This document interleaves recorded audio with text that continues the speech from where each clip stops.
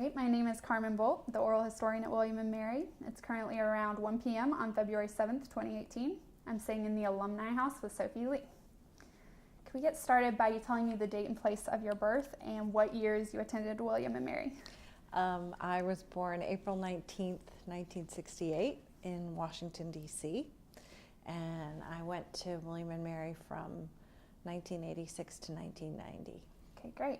And can you tell me a bit about where and how you were raised? You mentioned you were born in D.C. Is that where you grew up? Yeah, my parents came from Seoul, South Korea in 1966. They worked for Catholic Charities, placing adoptable children in Korea with U.S. Parents. So they met in that office, and then they came over, sponsored by the Archdiocese of Washington. So I grew up mostly in Montgomery County. I was born in D.C. They lived in Arlington, but then they moved out to Montgomery County. So I lived there for all of my childhood. Okay, great. And would you tell me a little bit more about your family dynamic and makeup? My dad is the oldest of 6, and my mom is the oldest of 4. And my dad, so they came over the course of time. My dad and mom sponsored for his entire family to come over. So all of his siblings and his parents. My mom sponsored to have her brothers and her sister come over as well. So that all happened like in the early to mid 70s. I have a sister. She's 3 years younger than me, Trisha, and she lives in London. And she has a 10-year-old daughter, Eva. So we're kind of spread out all over the place. My dad's brothers and his sister and my mother's brothers all had children, and most of them live in the DC metro area. So we see each other a lot. So it works out really great. We have a really nice extended family. Yeah, that's wonderful. And I think I read in my research that you definitely travel a lot now with your family. Yeah, my parents, I think, growing up we didn't travel very much. There wasn't money or anything like that for it. I can remember taking 1 week a year we would go to Ocean City, and that was pretty much the vacation for the year. But as my dad's business grew and he became successful, he started to want to travel.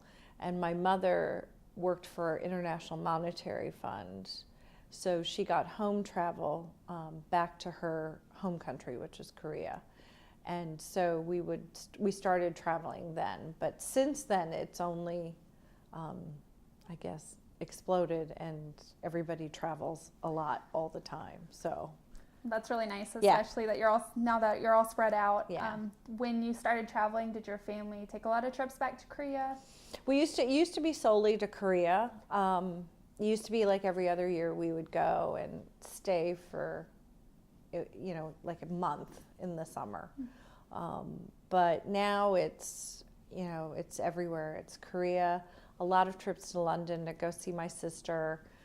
Also just trips going to different places with, us all together. So it could be like Mexico or Japan or places in Europe, and we sort of spread it out. So, any favorite place in particular? I really like England a lot. I have a lot of fun there, but we love Italy. So we love to go back to Italy. And we love going to like Japan, and I've actually gotten more of an appreciation about going back to Korea. I hadn't gone in probably 10 or 15 years. And it's very different from when I was growing up. So it's a much more pleasant experience going now. And we have a great time there. So it's one of my favorites again. So great. And do you do any traveling throughout the United States, or is it mainly more abroad?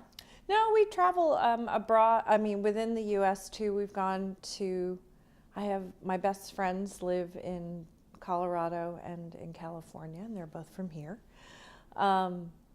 And then places like up in Rhode Island and South Carolina, and my parents now split their time between Florida and up in Maryland, so we'll go to Florida a lot, and so kind of all over the place. Yeah, it sounds Yeah. like it, but it Yeah. sounds ideal to me. So. Yeah. Well, I want to take it back kind of to the beginning before we get into your time at William Mary and even further. But when did you start thinking about college, just generally? I guess, well, high school. I went to public school through 9th grade. And at the time, when it was time to go to high school, my parents wanted me to look at private school because the public high school in my area was not one that they felt was going to be a good fit for me. They just wanted something different. So they had asked me if I wanted to go to a Catholic school because we're Catholic. And I told them that I got enough Catholic at home and I would prefer to go to a non-denominational school. So I ended up applying for Holton Arms, which is a girls' school in Bethesda. I had a girlfriend from school who applied and went there, and she liked it, so I thought I would give that a go. I had no idea what I was in for, but the minute you got in, you were in upper school, in any independent school. The focus is, what are you doing to get yourself ready to go to college? It was always assumed, even in my family, that we would go to college. It was never a question.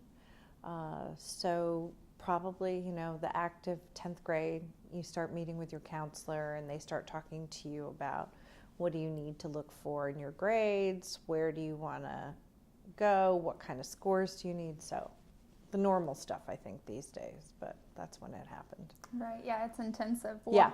Well, how did William and Mary in particular get on your radar? It was not my first choice. Okay. I tell people that all the time, which they find surprising given how I am now. But my high school had a graduating class of 68 students. So I was thinking I wanted to go to someplace big.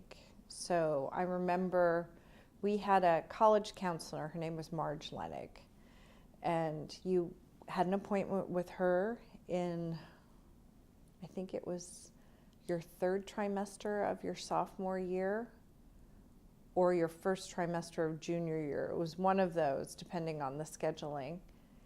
And you would go into her office, and she had a yellow legal pad.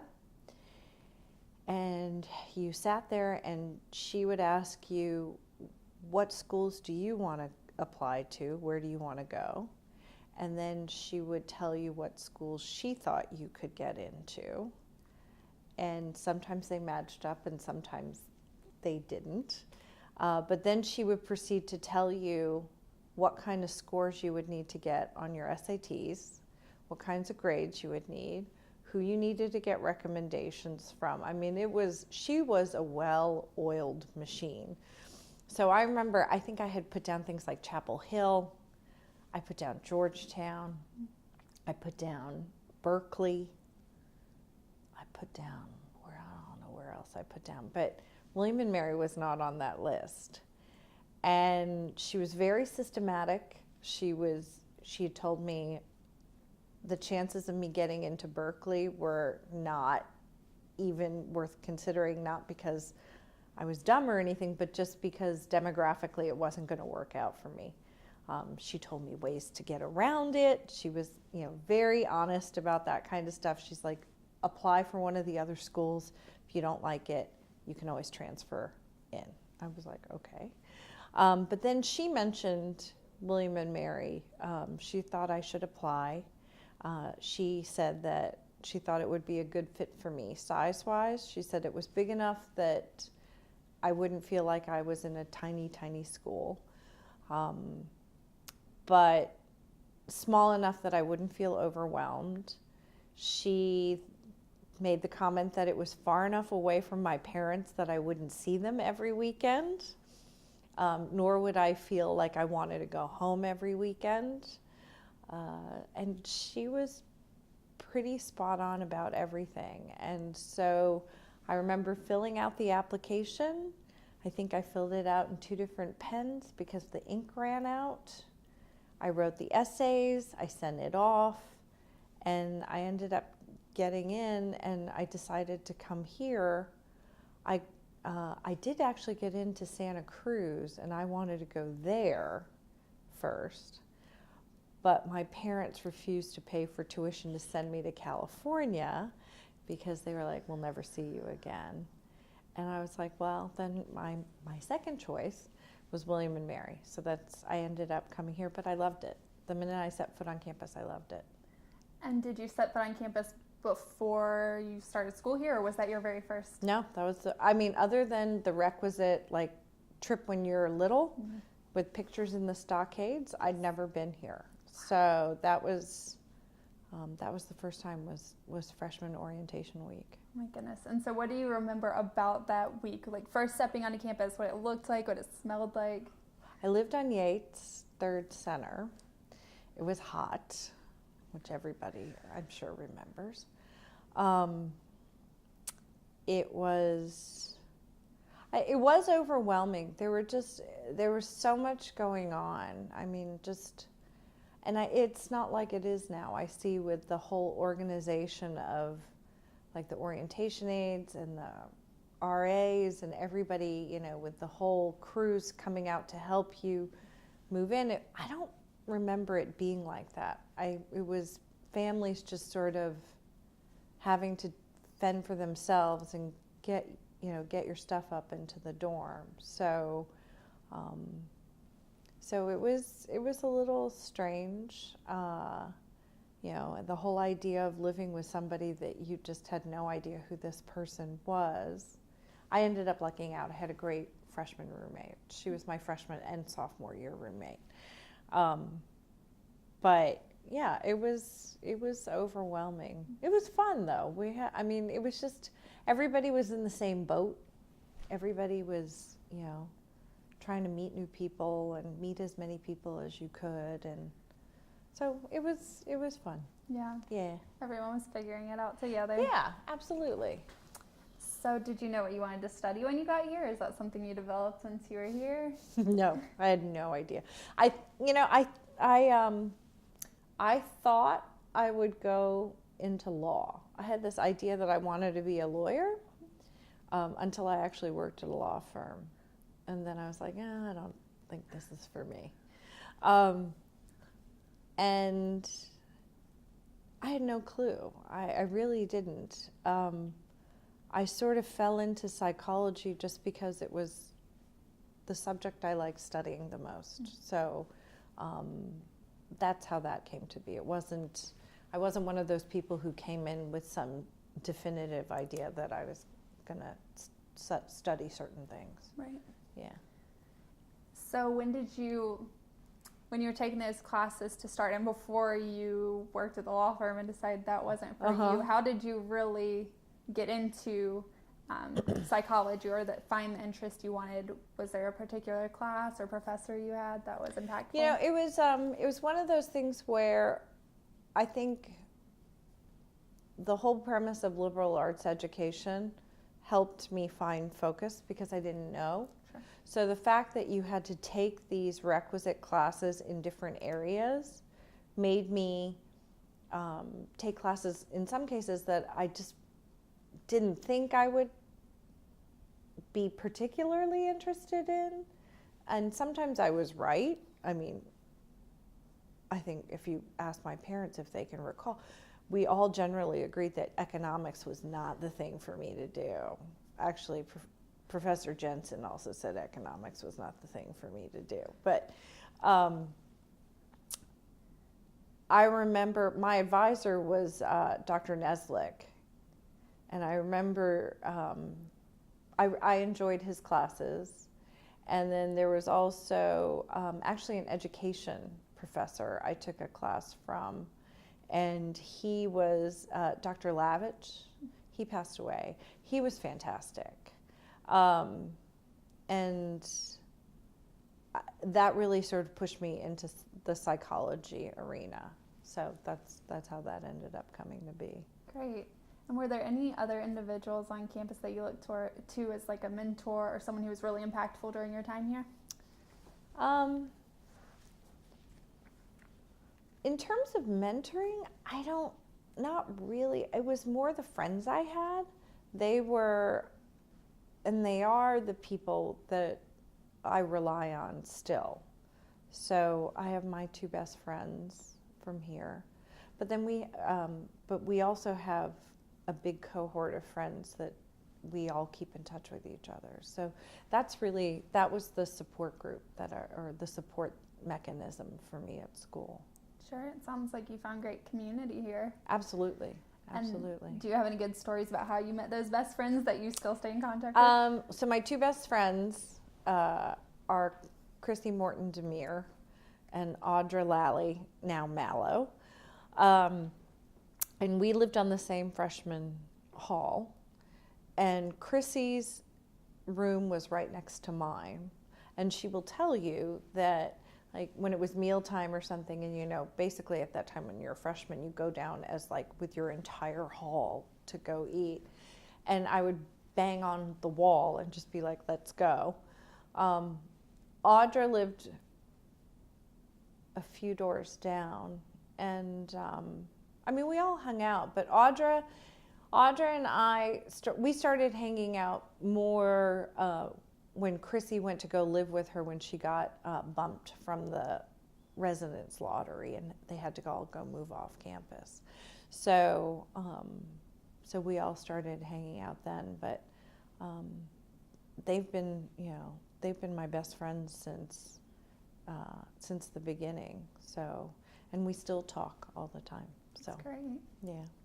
That's a testament to the relationships formed here on campus. So that's awesome. Yeah. Well, there are a couple other questions I had to ask before this, but I think it's a good time to ask what kind of things you did for fun or what some of your favorite memories were here.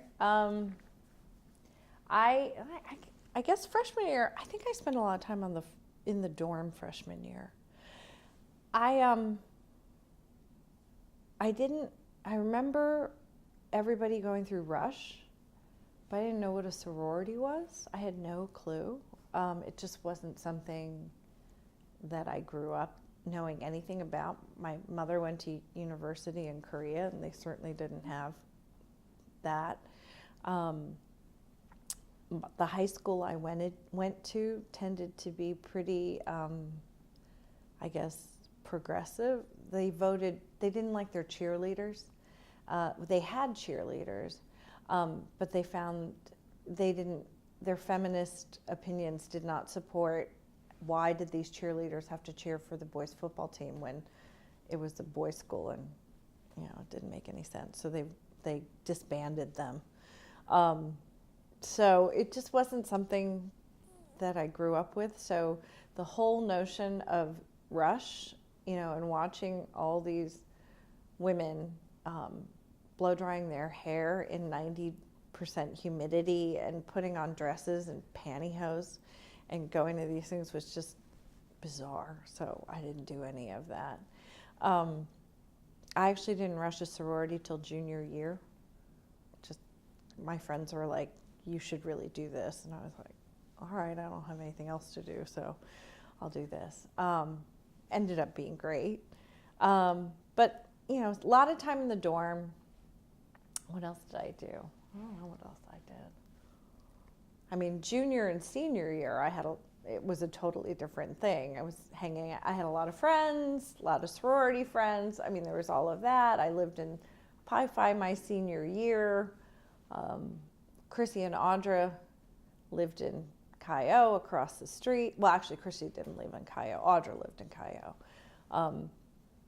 So, there was a lot of, that kind of stereotypical hanging out type things. I hung out a lot at KA. I had a lot of really good friends at KA. For some reason, they made me a little sister. There's my senior year, which is very nice, but I was like, I don't know what that is.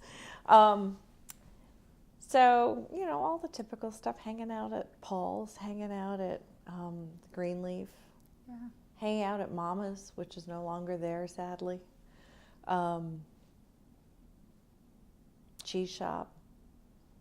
Yeah, senior year we decided, I remember we went on, I told my dad I only needed 5 meals on the meal plan. He's like, how are you going to eat? I was like, I live in Pi Phi, I'll be fine. There's supper club.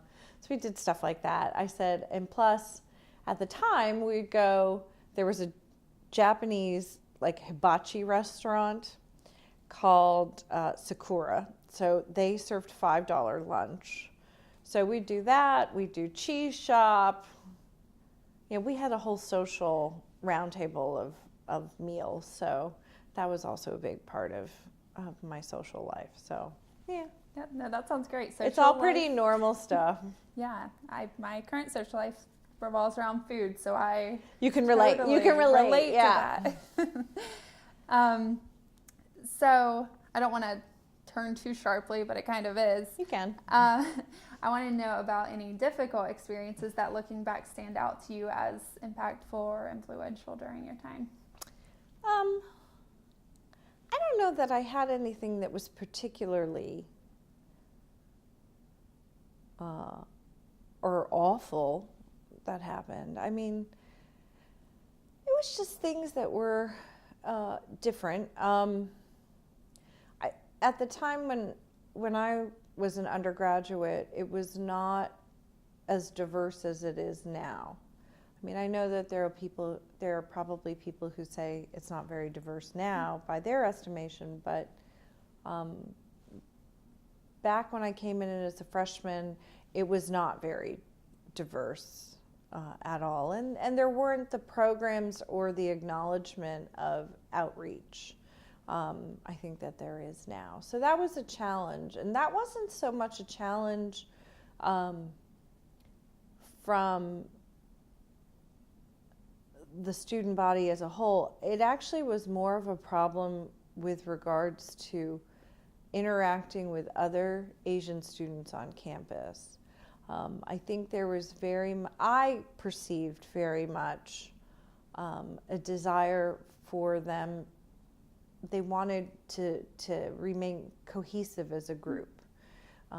They wanted to, form connections where basically sometimes I felt the pressure that I should be hanging out with them to the exclusion of hanging out with the people that I chose to hang out with. So sometimes that was a challenge because I would get pushback from some of the other Korean students I knew who would be like, why are you spending so much time with your dorm group when you should hang out with like the Korean American students? Or when I joined a sorority, why are you joining that kind of group? Basically what they would call like a white group instead of hanging out at the Korean American club. And I'm like, I pick who I hang out with, and it's not based on ethnicity. So yeah, that was going to actually be one of my questions. If you saw a great presence of Asian Americans on campus at the time, and about those organizations, if you had at one point tried to become involved but made a decision at another point that wasn't.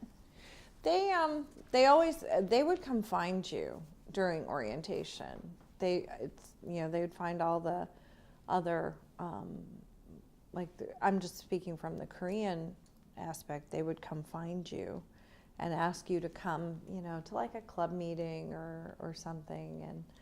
And I think just because also at home I hung out with a lot of Korean people all the time, I just didn't feel the need to make that be my only interaction, because I got the impression pretty soon after just even meeting some of these people just one-on-one that they wanted to sort of cordon themselves, hang out exclusively with those groups of people. And I was like, I'm too busy meeting all different kinds of people. I just didn't want to deal with it. So it was, that was always a bit of a challenge. And I didn't feel like they were really integrated into the mainstream of the college community. And that could be twofold. That could be because of their own actions, but I think also the school wasn't at a point where it recognized the need to sort of integrate all of that together. Sure, that makes sense. Yeah. Yeah, I was wondering what the kind of, if there were racial or ethnic tensions on campus that were obvious at the time, or if it was something more subtle but still obvious. Yeah, I think you were always very well. I mean, I was always conscious of, for example, all the women that cleaned and all the people that worked in the cafeteria. They were all African American, and then the student body is majority white. You know, especially at a different time. But I mean, there were ethnic groups within the college community, but they were much smaller, and you could see a lot of times also when I think also the black fraternities and sororities. They were a presence, and they were also very separate. So it wasn't just Koreans or anything like that. So. Mm-hmm. Right. So maybe a product of the time there. Yeah, I think so. Yeah. Well, it's interesting. I'm going to skip ahead actually because the way I've laid this out is interesting. I'm wondering, and I like asking this question because it illuminates a lot of the context of the time you were going to school here, but how did you see things that were going on in the nation and even worldwide, like socio-political issues that had to deal with maybe the end of the Cold War or the AIDS crisis or a transition of second wave to third wave feminism? Did you see these, and in what ways did you see them unfold on campus? I don't know, a lot of the stuff that one of the things that always stuck out to me is, I think, especially post-graduation for my year, was a lot of the time when you saw the AIDS crisis and all of that happening. And I think, I had a lot of friends who came out after college. And sometimes we would laugh and talk about, I won't name names, but I remember saying to a couple of them, I said, I've noticed a trend. Like, you go to college, you do your thing, but you're not out. And then you come out after college, and then you disappear, and we don't see you for, 10 years or something like that. And then all of a sudden, it's like you've shown up again, or we've reconnected. And I was like, is it because you felt like you couldn't, there was something holding you back in terms of being who you are with all of us? Is there something that has to be reconciled? And that seemed to be, sometimes most of the time the answer was, yeah, there was just stuff that needed to be reconciled about, I guess, living not out in the open and then living out in the open, and how does that all work with people that you knew and who knew you one way, and now you're, being more open about who you really are. So that seemed to be something that was very prevalent in the first maybe 10 years after college. Right. Do you think from your perspective that had something to do with the environment of William and Mary? It would have been I think it had more to I think it had to do with the climate overall. Yeah. Out in the nation as a whole. I do think I do know that there have been I've heard people talk about, the reputation of William and Mary, that maybe there are a lot of different ideas that go on, a lot of gay and lesbians, and it's like, so what? It's not a big deal. But I think at the time it wasn't something that people were comfortable with. And I don't know if that's a product of being in the South. I don't know if it's a product of being in Virginia. I don't know if it's a product of just the nation as a whole. It's probably a little bit of everything, all sort of melded into one. Things that I see even now that I'm like, well, yeah, here's changing times, I remember seeing Confederate flags hanging in people's windows when I came to school. KAA was one of its founding members is Robert E. Lee, you know. That was a bit of a shock for me coming from DC and being a minority person and seeing that. That was a little off. But then after a while, maybe I can be racially insensitive. I don't know. It bothers me now. It bothers me more now than it did in some ways when I was younger. And that could be a product of age. That could be just a product of ignorance. I'm not really sure. Sure. But I do remember those things, Yeah. those types of things. Yeah, I would imagine they would stick out whether or not there was some event that happened, just kind of seeing those things that you were unaccustomed to from where you were coming from. Yeah, I think so. I think for one thing, I think in a lot of ways I was probably sheltered from a lot of that stuff. I mean, I do remember things happening, and I can remember things being said to me when I was little. Okay. But then over the years, you can forget about stuff or, the difference of situation. I went from being one of only 2 Asians in my elementary school to going to a high school that was racially diverse because half of the people, their parents worked for World Bank and IMF, and no one came from here. Right. They were all from somewhere else. So, my circle of friends in high school, I had Pakistani friends and Indian friends and Chinese and, African, and it was all mixed up. Yeah. So it was just a very different thing. Yeah, sounds like it. Were you surprised by the lack of diversity when you did finally get to William and Mary? I don't know that I consciously thought about it as an issue, until, things happen. Right. I think it just wasn't something that I was conscious of until I'm hit with the lack of it. Sure. So that makes complete sense. Yeah, absolutely. And I know also the human brain erases sometimes those absolutely. negative things with the positive things that you cling to. So, okay, great. Thanks for reflecting on that.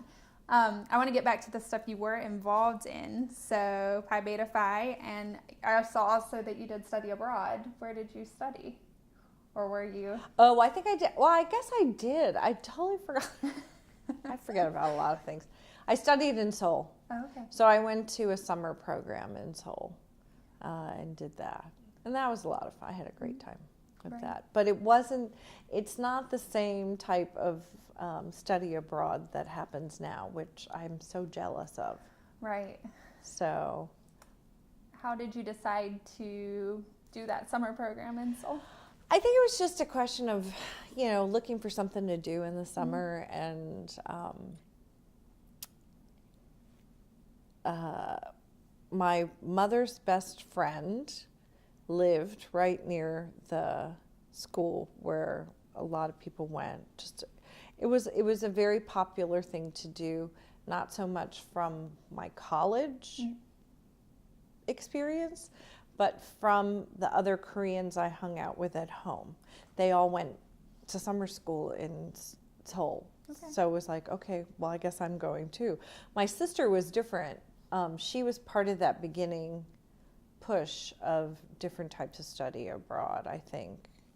And she went and lived for a year in Florence. So it was a very different thing. Yeah, I'm sure, but still very exciting to just, go study elsewhere. It was. And then to be someplace different and on your own was fun. Great. So a question I always like to ask, depending on who was president at the time, I would like to ask what memories, if any, you have of a president's presidency. So Paul Verkuylen was president during your time here. Do you have any reflections of his presidency? Not so much of his presidency. I mean, he was there. We just, I do remember, I feel sorry for him. I had this lunch group. And so it was, I don't know if I should name it. It was me, Jeff Hartman, Chelsea Guilfoyle, Teresa Baker, Wendy Blades. Did I say Bradley Gable? I call him Skip, but his full name's Bradley. So we had this lunch group that would always meet, and somebody had the bright idea that we should sign up for lunch with the president. Like, there was something where you could sign up and have lunch with the president. And I'm sure this man was not expecting this. We ended up going to have lunch at the Brafferton, I remember. And basically, we operated like we were still having our normal lunch thing, and he just happened to be there. So I felt kind of bad for him. I was like, yeah, that's my recollection of President for Kyle. I'm sorry. He didn't join right in and. No, I think he probably was somewhat bewildered by what was going on. So usually each one of us would take a turn. We decided to intellectually stimulate our psyche by each one of us would weekly take a topic and discuss it or make a presentation at lunch. And sometimes it just devolved into something not healthy. So, so he had to participate in one of those, or sit in and observe one of these, since we had it at the Brafferton. Wow, I'm sure he probably remembers. I'm sure he was probably like, never do this again. Just cross these people off the list. Yeah. So you didn't decide to make that a regular thing then? No. Okay, great. Well, that's very funny and not something I've heard. That you've heard before, I'm sure. Yeah. I'm sorry again. Okay. Oh, all right. So we were talking a bit about the climate on campus, and there are just so many things that were going on in that late 80s, early 90s time. So I like to ask, so what was it like, if you recall, to be a woman on campus in the late 80s, early 90s, or 1990? And do you remember that being, like, there being anything particular about that? Because, really only a couple decades before that, we saw the end of dress code regulations and curfew regulations. So, yeah, I guess I just was never really caught. I apparently went off in a land of oblivion. And maybe because I went to a girls' high school. So I was very used to just doing what we do, and there wasn't, it wasn't something that I felt like I was always being held back about in some ways. I do look back on stuff we did in college, and I'm like, well, half of it you can't do now. Like, Pledge Day across Richmond Road, we used to do, the girls would have to cross the street through a wall of guys, usually intoxicated, which would be considered hazing now, or bordering on possibly assault. But, I remember having a great time. I don't know if that's a bad thing to say. And then, stuff like, what else did they do? What else did we do? Oh, porch routine. My 25th reunion, we could still remember how to do porch routine. Has anybody talked to you about what? No. So all the sororities would practice, they would have these routines they would do on the front porch of their houses, and they were supposed to be things like songs that would make you, you'd see the girls doing it and everybody's coordinated or whatever, and it makes you want to join this particular group of girls. But you can't do that anymore. I do remember during Rush, the rules of the different houses, that Thetas could not have boys above the first floor. Pi Phi did not have any of those kind of rules. For whatever reason. Chi O also did not. I guess those were holdovers from some of that stuff, which at the time I didn't think about where they had come from before. It was just, really, why can't you have this? Or, just different things like Right. that. Yeah, getting to wear like shorts or something was just commonplace as opposed to. Yeah. Yeah. I remember my parents were slightly nervous about me living in a co-ed dorm, but I didn't think it was a big deal. So, Yeah. of course, I live in oblivion, apparently. So, No, it's fine. This is just your experience Yeah. on campus. It's helpful to know. And so one last thing really about, and this is national and probably international climate of colleges then and now, and probably just universally forever, but sexual harassment and assault are clearly issues that are still relevant on campus. And as I did some research, I noticed during the period of time you were here, both on and off campus, there were a lot of cases in which there were accounts of rape or something like that happened. And I know there was an escort, police escort service that was established to walk people back to their dorms. yeah, I remember that. I remember, differences now. I think our freshman year was the year that, I think it was 2 women were on Colonial Parkway, and they were abducted and I think not found. And then also I think there was a sexual assault behind Yates. But what I remember when I look back on it now is that I remember my parents calling me and asking me if I was okay. And I'm like, I'm fine. Why? And they're like, well, we got a notification that there was an assault. And I think they knew about it before I knew about it, because there just wasn't that availability of communication. Sure. We had hall phones. Right. I had run up a $300 long distance bill my first month calling my best friend up in Bowdoin, and my dad told me I was forbidden to use the phone unless I was dying. So, yeah. So it was different. Right. It was different. Yeah, and definitely the way information traveled across campus Was totally different. Yeah, I can't imagine that now. It's changed so much. Well, do you Yeah. remember if sexual harassment was something that was discussed in like orientation or in halls or anything like that? I don't remember it being talked about in orientation. Okay. I don't even remember. It just, we might read about something, but I don't remember ever getting like a focused talk about it. Right. Okay. So, yeah. All right. So is there anything else or any other memories you have that you want to bring up on camera about your time at William and Mary before we transition to your time after?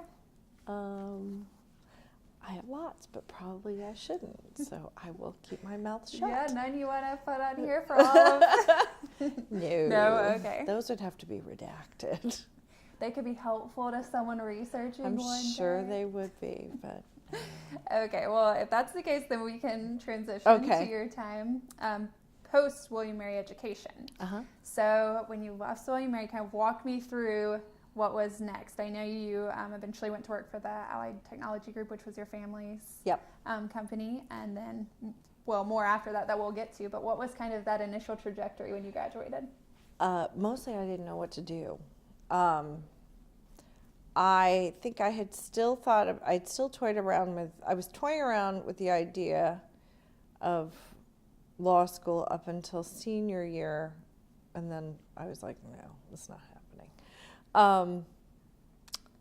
My dad had just started his company, and he said he needed help, and I needed a job, so I went to start to work for him, doing just all his admin support things, bookkeeping, payroll, which we all agreed later on this is not my forte.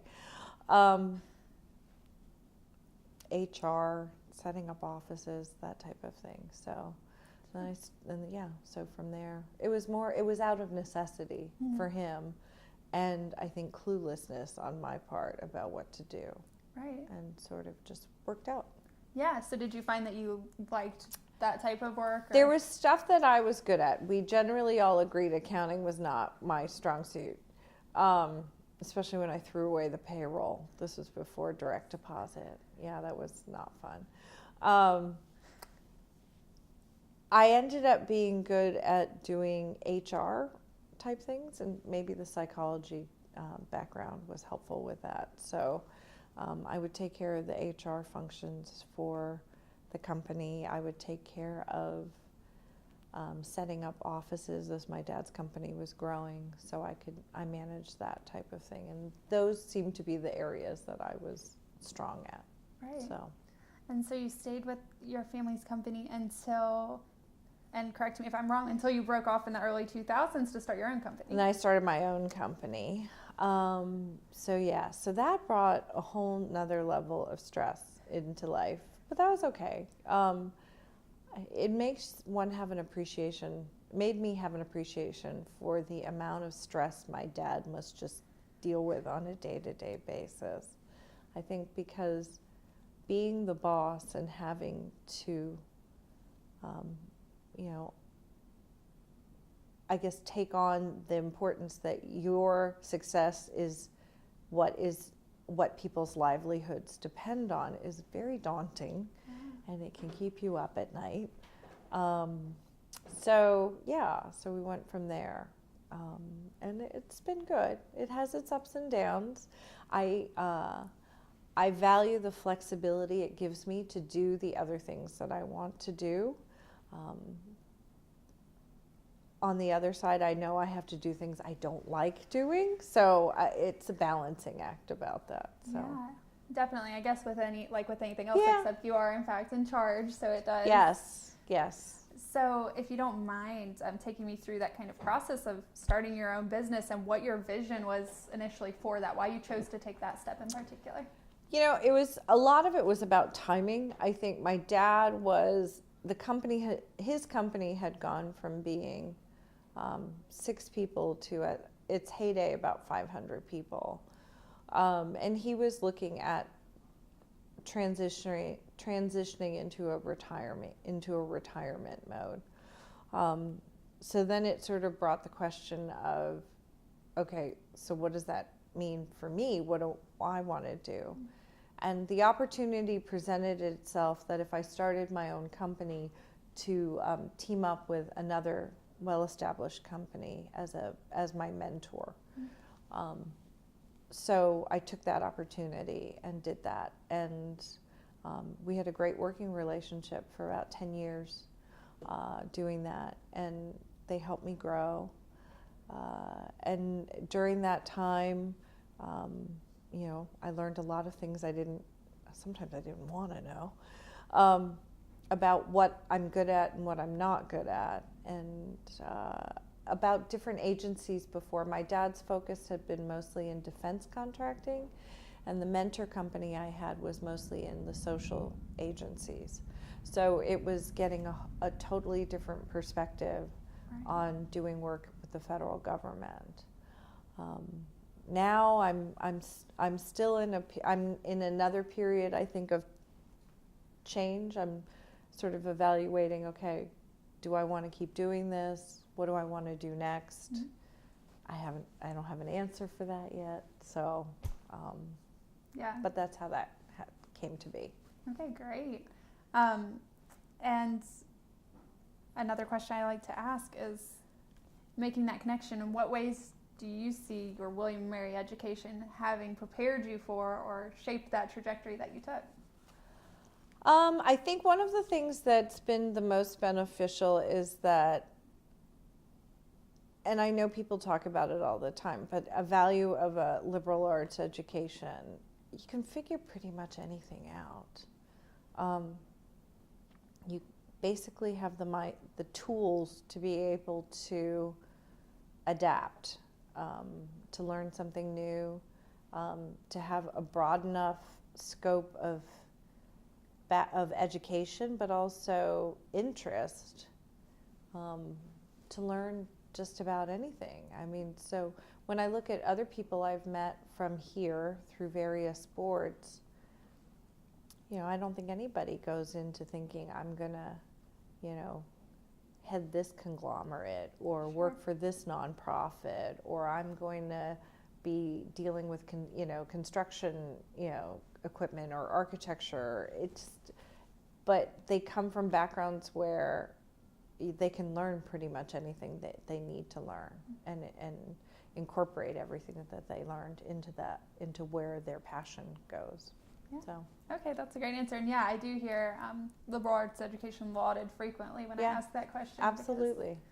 It's great that it did prepare you in that way. And you... it makes you adaptable. Yeah. Yeah. Yeah, that's great. I think especially over the past several decades when people have had to be incredibly adaptable, given the rise and fall of the economy. Agree. Agree. So that's great. And you have decided to as well remain very, very involved with William and Mary in all the ways I had you write down earlier, and we're going to cover them all again. So don't let me forget anything off this list. You first got involved with the library board for SWIM. Yes. And you held at one point the position of chair. Yes. Or maybe more than once. We can talk about that. You currently serve on the Alumni Association Board of Directors. You established the Lee Bracken Endowment, and that supported Information Commons at SWIM. And you served on multiple reunion and gift committees. And have I left anything out? I mean, there are many. A lot of things. But I guess the point gets across that you have chosen to stay very involved. So what has it been? Why did you choose to reconnect with William and Mary in these ways, and what has motivated you to stay so involved? I think after graduation, my normal, and the way I was connecting was very typical, was at homecomings and various things around DC. I dropped off of that for a while, and then around 1999, 2000, was down here for a homecoming, and my friend's stepmother was on the SWIM library board, and that board was in transition. So it had, I think, been pretty quiet for a long time. But then SWIM entered into, at the time, was like a $15 million construction campaign or goal for revitalizing and renovating SWIM.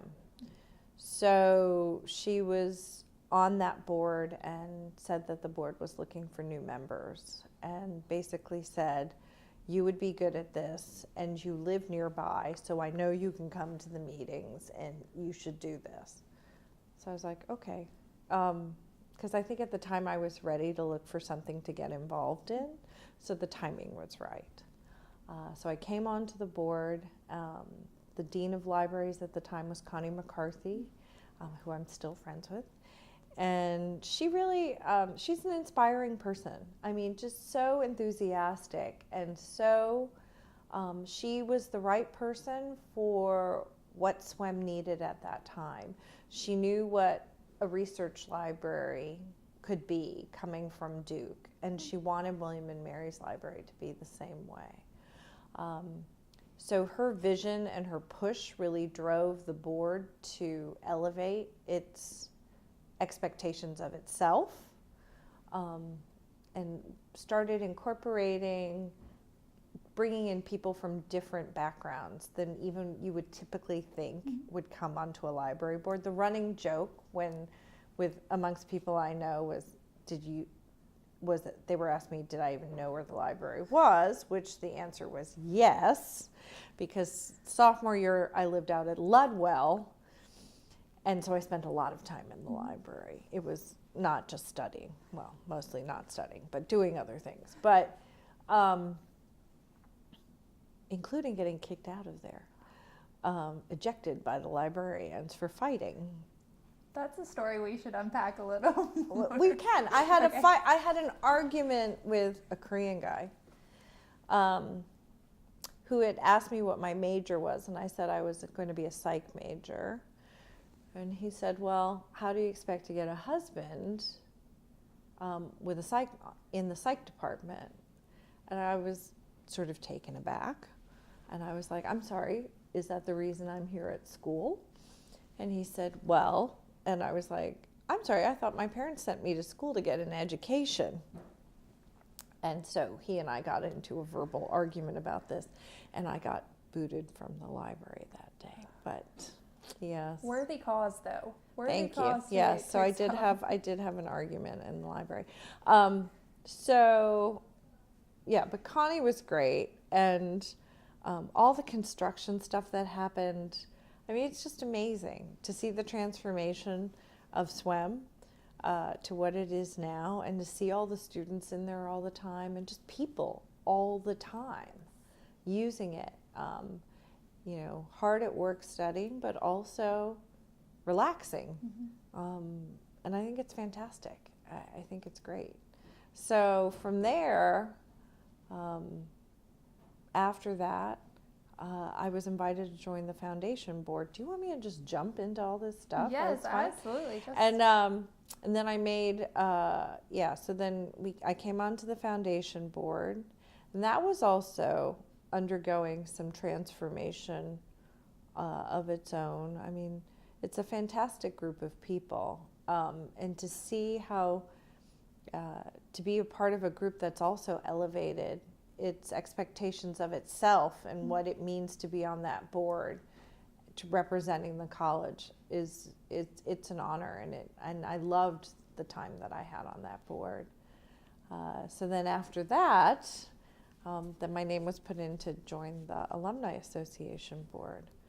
Very different boards, all three. I mean, obvious different areas of focus, different perspectives, but full of really committed people to the goals of each of those different groups. And it's been nice to see how also those boards have changed to represent the community as a whole, which I think is something that has become more visible. I mean, it may have always been there, but it's also becoming more visible, whether on purpose or just by osmosis or however it is. But like I remember with SWEM, they were one of the first organizations or entities on campus to really recognize GALA, the Gay and Lesbian Alliance. They had hosted a reception for them, or GALA had a reception at SWEM. And from there, they developed a relationship, and there's all different kinds of things that happen on that. And I remember at the time that was pretty, a little bit, I guess, more cutting edge than would have been thought at the time. And then since then, the Alumni Association has incorporated GALA into the alumni body for homecoming, and then there's also the other groups that are on board, like the Hispanic students, and I think it was needed, but it's been nice to see. Yeah, definitely. And do you think the makeup of the boards you've been on, or even since you've on those boards, reflects that as well, like the individuals who serve? I think it does, or they aspire to. It meets with various levels of success. I mean, this is always something I think all of these boards face as a challenge, is the question of diversity. They always bring it up, and they're always conscious of it. I think one of my opinion about that is that sometimes, and I've said it before in different forums, to remind people there are different ways to think about diversity. It's not just about how many Asian people or African American people or Hispanic people, or even men or women are on a board. I mean, you have to be conscious of it, but also be understanding it's going to ebb and flow. And how much it ebbs and flows is going to depend on what kind of connections you make to feed that pipeline as it goes. But at times it's going to be a challenge, because the people that might be interested in serving, there's a lag.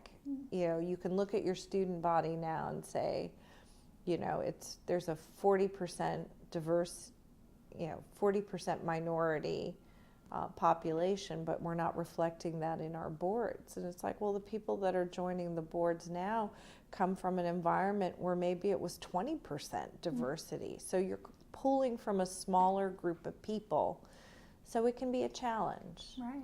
But I think if we show that we're making the effort to do that, or to incorporate that, or build those pipelines in other organizations that can feed up into those groups later on, we're doing a good job. Yeah. So. Yeah, absolutely. So along the lines of your involvement on these boards, I'm wondering if on any of the boards or all of the boards, if there's a specific initiative or a moment that you look upon as like just a really proud achievement or accomplishment of the board during your time sitting. I think, well, right, with SWEM, I think it was really just being able to be a part of the rededication of SWEM was a huge honor and achievement. You know, that we hit the goals that we set for ourselves as a board, and made those things happen was fantastic. And the fact that, they also recognize it's not about what happens after the building's done. It's about what you do within the building as time goes on. Yeah. And I think things like this, oral histories and the special collections and, having the research databases available and all these different things that people wouldn't necessarily think are critical. They realize they're critical when it's presented to them, but they are critical just for the community as a whole on William and Mary campus. I think the foundation board, they do great things all the time. I mean, they're a fantastic group of people. And then to be a part of a group that has been spearheading this campaign for the BOLD has been, it's an honor. So, and to see them succeed is stupefying and amazing. Then the Alumni Association board, they've really also elevated their game. It's a very different board than what I remember from just graduating. The board really wants to represent the alumni body, and they're making a very conscious effort to do it. And I think they're meeting with a lot of success on that. And then to do things like, it was a personal honor for me to be the first chair for the William and Mary weekend for the inaugural one. It was daunting, but it was great, and I was happy to be a part of it. So. Yeah, absolutely. I had the chance to go to New York for William Mary Weekend. I wasn't able to go to DC, but I've heard nothing but just they've been wonderful. Great. Yeah, and I'm looking forward to Chicago. So. Absolutely. I wanted to also ask, actually now I want to ask what's next. What's going to be, do you have any idea of what would follow up the Alumni Association board? Or I don't know. Looking that far out? I should probably think about something. I don't know. We'll have to see what comes up. I'm looking at doing, for myself, I'm also just looking at doing some more volunteer things closer to home. Sure. So I've been exploring that and started some volunteer stuff with hospice, which some of my friends they're like, how can you do that? It's so sad. And you know what? It is, but it isn't. I feel like I've only been doing it for a few months, but the people I've met that do it are amazing. Yeah. And to be able to go and provide just whether it's some respite or just some company for a short period of time has been a privilege. Yeah. And I really, I'm treasuring it right now. So made me tear up on the other I'm side. I'm sorry. No, it's fine. I just how meaningful to the people that you're going and sitting with. It gets sad, but it's also, it's an honor to be a part of somebody's life and to be able to help them. So for that, I really like it. Yeah, definitely. So. Well, that's wonderful, wonderful. And I did want to circle back so we didn't lose it in all of your involvement, but the endowment you established, I mean, do you want to talk a little bit about your thoughts behind that? That was part of the whole SWEM thing. The whole Information Commons area is such a great area. That's also the area I got kicked out of. So I thought it was appropriate that there was an endowment there. And, so just to know that there's this area in the front where people collaborate and they socialize and they work, totally fits in with how I operate, apparently. So it was fun to be able to do that. And the Bracken in the Lee Bracken Endowment is another college friend, Mary Beth Bracken. She lives in Virginia Beach. And I think basically I forced her to do it. I told her she was going to do it. Because I think it fits in with also how her mindset is about SWEM. So, it was fun. It was, and to do it when you're young is, you don't know any better, so you just do it anyway, and it starts a whole thing. So. That's awesome. And sounds like you were very persuasive because it did in fact end up happening. Or pushy. So. whatever you want to describe it as. So these last few questions are just really broad, and feel free to reflect on them how you will. What changes have you seen at William & Mary over time that have stuck out to you, and what do you think about them? I guess on a more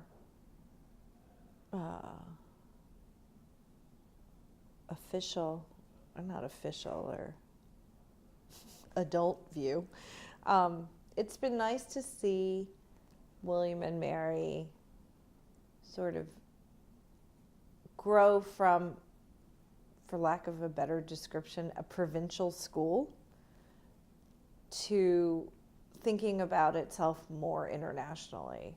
That's been quite nice. I think just to be able, to see all all the programs and all the things that are going on campus, that you just don't, that wouldn't be the William & Mary that I knew when I was going here. And I think that's good. I had a great time.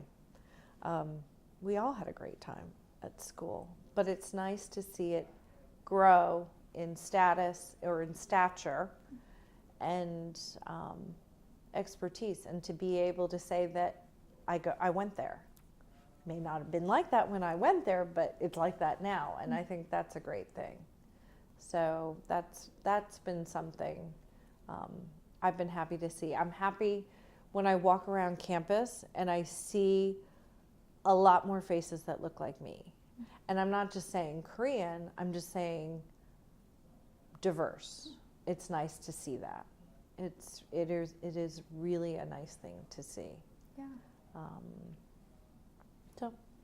And how much has the footprint of the college changed since you were here? Has it changed significantly or no? Let's see. Well, when not the footage-wise, I mean, it doesn't change, but the buildings. I went into Yates one summer because my friend's daughter was going to a field hockey camp here. And I couldn't reconcile that there was actually air conditioning in it, even though I think they still call it a temporary dorm. It was a temporary dorm when I was in school. So that was a little weird because I thought that was, for one thing, it made the room smaller, which they were already small to begin with. But then to see some of the other dorms, the newer dorms come online, those are amazing. To see the different buildings changing has been pretty incredible. That Integrated Science Center, it's pretty gobsmacking. And Dillard, I had friends who lived out in Dillard. But I don't know if people live out there anymore. I know they do like the baseball and the soccer practice out there, but Yeah, I'm not sure. I just remember it being very close to Eastern State Mental Hospital, where I had to do a project out there. That was interesting. I guess what? Also seeing, just seeing the newness of things Yeah. has been nice. Yeah, and there are things going up right now. I mean, the Wellness Center is underway. I know. Yes, that's always very nice. I do remember, some things are still the same, which I find funny, like parking issues. I think we had did we have a protest we had a protest about parking services when I was in school. I have pictures of it somewhere. Oh my goodness, we would love to see those. That's actually really kind of awesome. What was the impact? Do you know if there's any? I don't remember. result? I just, there was never parking, and Yeah, there's never parking. yeah, that problem persists. That doesn't go away. Yeah, I'll have to find some of those pictures. Definitely. Parking was an issue. There's more food choices than there were. I developed a love of grits here. It's a good thing to take with you.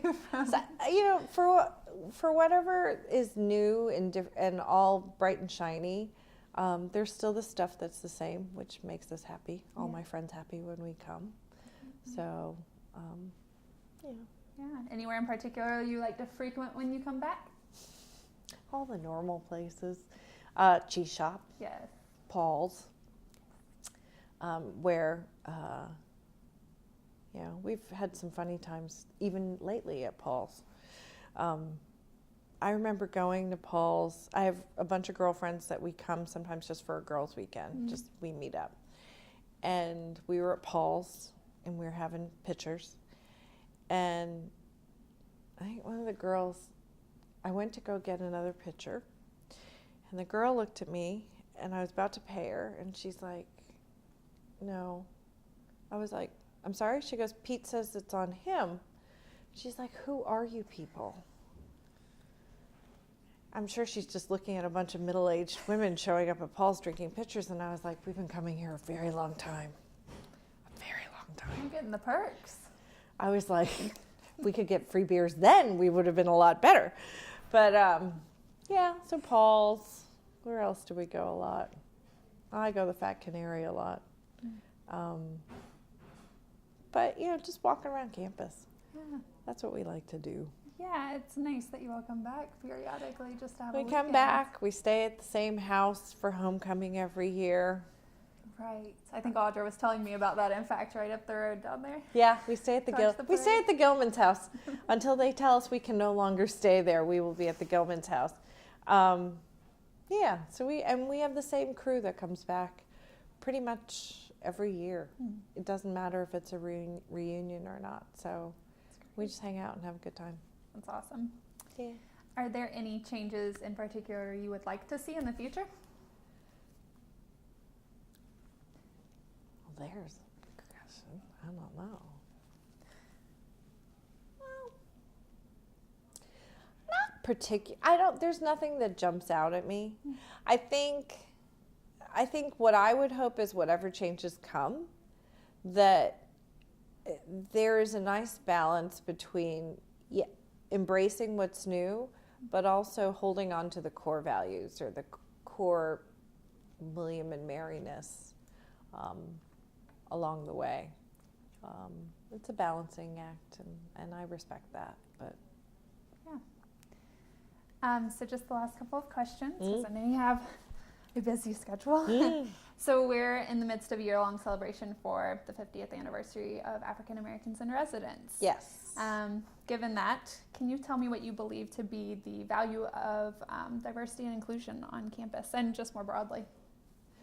I think you have to have, it has to be diverse. You get different opinions, different perspectives. People come with different life experiences to incorporate into everybody else's learning process, whether it's direct or indirect. If it's too homogenized, what's the point? So. Absolutely. And a similar question, so you're actually sitting down for an oral history celebrating, commemorating 100 years of coeducation at William & Mary. Mm-hmm. So given that, can you tell me what you believe to be the value and contribution of women? And your answer might be very similar. Oh, yeah. I think in a lot of ways it's very similar. I just think, we have a lot to say. We have a lot to contribute. And it doesn't matter what our gender is in terms of our contributions. I think in some ways a lot of the women's contributions sometimes are more, maybe a little more indirect in the past. But I think that's changing quite visibly, which is good. So it's pretty much the same, I think. Okay, great. And so now I open it up to you. That's a chance to tell me those stories you didn't want to mention before, anything else I haven't asked you that you thought I might. Just open to you now. Oh gosh, I don't know. I think, it's one of just, I think most of the people, I would think most of the people you interview will talk about at some point the friends that they have from William & Mary. And I count myself very lucky because I have friends from school that I'm closer to than anybody else. But I also have friends from William & Mary from after graduation that I've made that are just as close. And that's been fantastic. And a lot of that's that's come from re-engaging with the school and just through that association meeting other people. And that's been fantastic. Even I have friends from the boards that I've served on. I have a women's group up in DC that we actually met yesterday. And we're all graduates, but we're all from different years and very different experiences. But we have a group of women that we can be together and talk about professional concerns, private concerns, and have feedback that we value. Because for one thing, we know we come from a similar environment or a similar experience. It may not have been exactly the same, but the foundation of it is the same. And that makes a level of comfort that is not easily reproduced, even if you make a conscious effort to do that. So that's been great. Awesome. So. That's great. And is there anything else that you want to add? Anything we should know about you that we haven't covered, or your time here, your time after? I guess, no. I guess the only thing is that I'm so grateful for the opportunities that I've been given here. I mean, people are always like, oh, thank you for what you do for the college, but it's been great for me. I mean, to be selfish, it's been great for me. I've made friends, I've made connections, I get value from it, from everything I do, and it's what I want to do. And so that there's a need for it and an embracing of what I want to contribute is fantastic, and I wouldn't trade it for anything. That's great. Well, if there is nothing else, we'll wrap it up. Thank you so much, Sophie, for just taking the time. Oh, you're welcome. In this. It was you're wonderful. welcome. It was easier than I thought it was going to be. I was like, what is... So we try to make it very painless. Okay. So thank you again. You're welcome.